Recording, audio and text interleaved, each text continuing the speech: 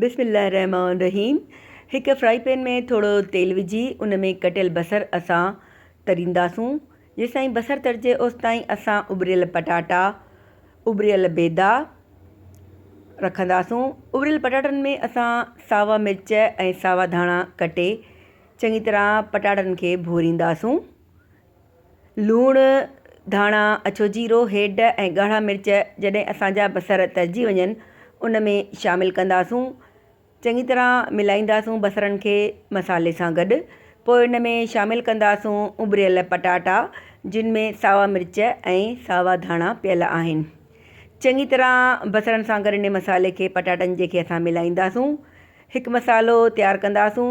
पोइ इहो पटाटनि जो भुॻल मसालो असां लाहे हिकु प्लेट में थधो करण लाइ रखंदासूं।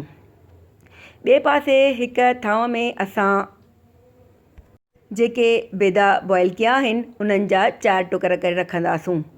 हिकु थांव में थोरो पाणी विझी उन में डब रोटीअ जा कतरा खणी भिॼाईंदासूं पाणीअ में ऐं चङी तरह डब रोटीअ जे कतरनि खे निपूड़ींदासूं।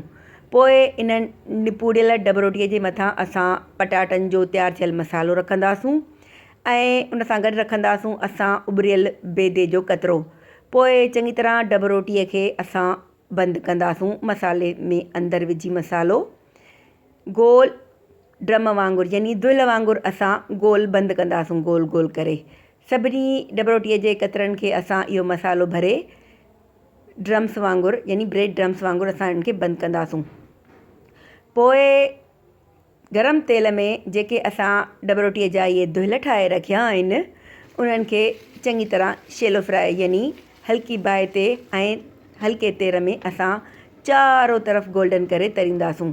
जॾहिं चङी तरह इहे दुल तरिजी वञनि लाहे असां डिश में रखंदासूं। दहीअ या केचप सां गॾु तमामु बहितरीनु ऐं तमामु मज़ेदार थींदा आहिनि इहे डब रोटियुनि जा दुल मतिलबु ब्रेड ड्रम्स।